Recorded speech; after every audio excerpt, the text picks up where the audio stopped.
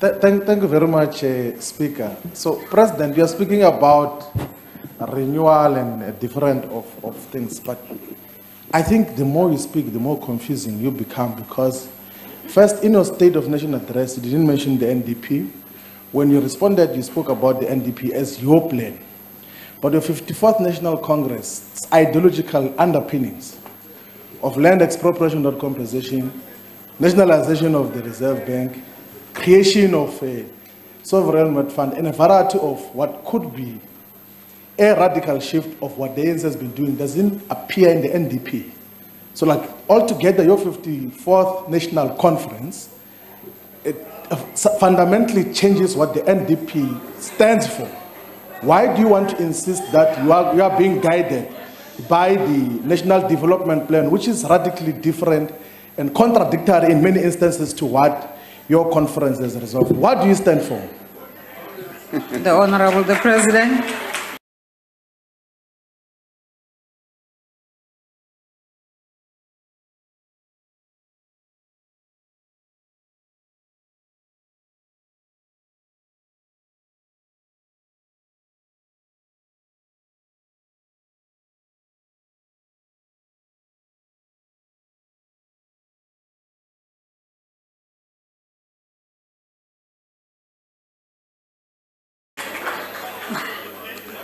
Honorable Speaker, Honorable Shivambu, what we really stand for is what will advance the interests of South Africans.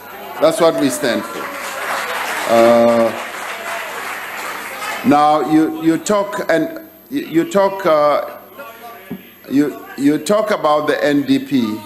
The NDP is the policy that we have adopted as this Parliament. I just want you to remind you that. You are a member of Parliament. We are all members of Parliament. This Parliament adopted the NDP. I'm sorry you were not there.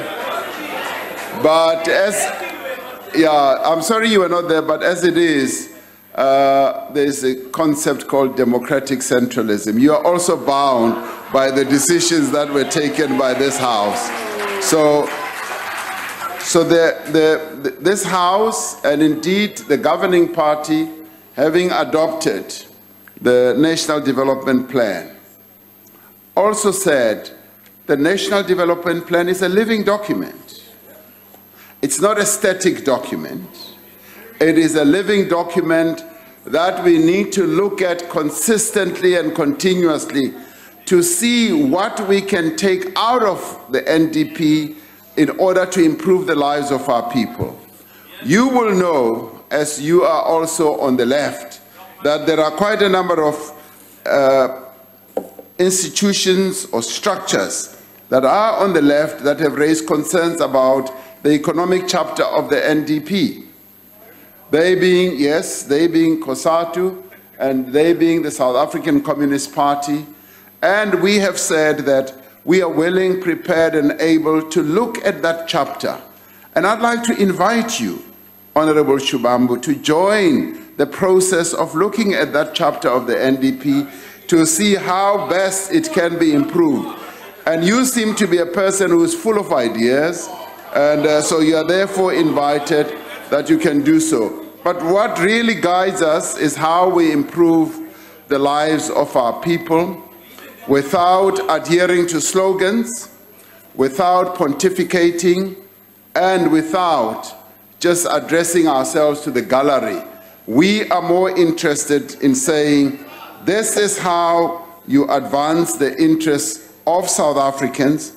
Yes, when it comes to land, which I will address in a minute, the National Development Plan does not address the land question in a way that this Parliament has now taken a resolution to push the land question forward.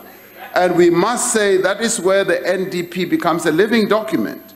Becomes a living document because it is there to be improved, to be sharpened, and to be used as an instrument that can improve the lives of our people. And I hope that you will find that satisfactory, because if you were thinking that the NDP is a static document, the answer is no.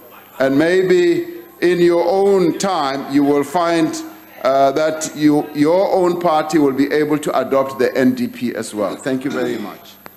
Thank you very much, President.